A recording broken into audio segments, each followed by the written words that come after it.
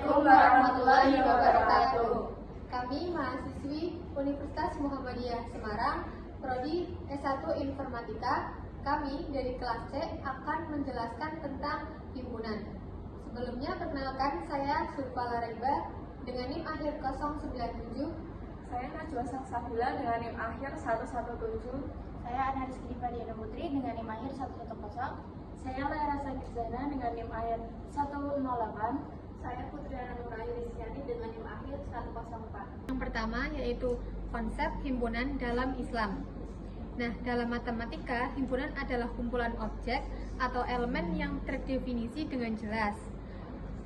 Meskipun istilah himpunan tidak disebut secara eksplisit dalam Al-Quran, konsep ini sejalan dengan beberapa ayat yang menggambarkan pengelompokan manusia, makhluk, atau amal perbuatan, yang merupakan cerminan prinsip dasar teori himpunan. Oke, dalam matematika, himpunan set adalah kumpulan objek atau elemen yang terdefinisi dengan jelas dan saling berbeda-beda.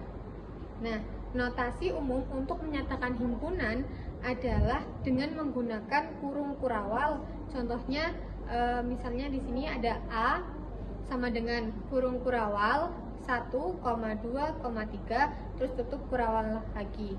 Nah, dalam Islam, konsep mengelompokkan atau klasifikasi sering digunakan dalam Al-Quran untuk membedakan jenis manusia, makhluk, atau amal yang tadi sudah saya jelaskan dari yang awal. Nah, meskipun tidak disebut dengan istilah, himpunan prinsipnya sangat relevan. Yang kedua, contoh konsep himpunan dalam Al-Quran.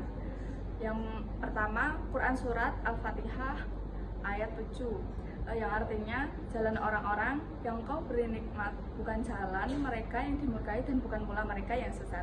Al-Quran membagi manusia ke dalam 3 himpunan. Yang pertama, orang yang diberi nikmat. Yang kedua, orang yang dimurkai. Yang ketiga, orang yang sesat. Yang kedua yaitu Quran Surat Al-Waqiah ayat 7-10, yang artinya berbunyi, dan kamu menjadi 3 golongan, golongan kanan, golongan kiri, dan golongan terdahulu, yaitu as-sabiqun. Manusia pada hari kiamat akan terbagi dalam 3 golongan, masing-masing dengan ciri dan nasib berbeda. Untuk yang C ada Quran Surat An-Nur ayat 45, dan Allah menciptakan setiap hewan dan air. Ayat ini mengelompokkan hewan ke dalam 3 kategori berdasarkan cara bergerak, yaitu yang pertama ada berjalan dengan perut, yang kedua berjalan dengan 2 kaki, yang ketiga berjalan dengan 4 kaki. Lalu yang D ada Quran Surat Al-Bayyinah ayat 6-7, yang artinya sesungguhnya orang-orang kafir adalah seburuk-buruknya makhluk, sedangkan orang-orang beriman adalah sebaik-baiknya makhluk. Terdapat 2 kelompok manusia yang bertolak belakang secara spiritual. Untuk yang E ada Quran Surat Al-Asr ayat 3, kecuali orang-orang yang beriman dan mengerjakan amal soleh. Manusia terbagi menjadi yang pertama ada kelompok yang merugi, lalu yang kedua ada kelompok yang selamat karena iman, amal soleh, dan saling menasihati. Selanjutnya yang ketiga ada integrasi konsep himpunan dalam pendidikan Islam. Dengan mengintegrasikan teori himpunan dan ayat-ayat Al-Quran, mahasiswa dapat memahami matematika tidak hanya secara logis, tetapi juga secara spiritual. Ini memperkuat nilai tauhid, memperluas wawasan, dan menghubungkan ilmu duniawi dengan akhirat.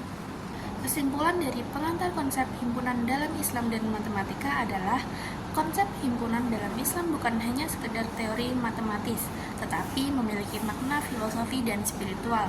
Al-Quran secara tidak langsung mengajarkan pengelompokan berdasarkan kriteria akidah, akhlak, dan amal. Hal ini menjadi dasar penting dalam membentuk pemahaman holistik antara ilmu dan iman. Sekian dan terima kasih.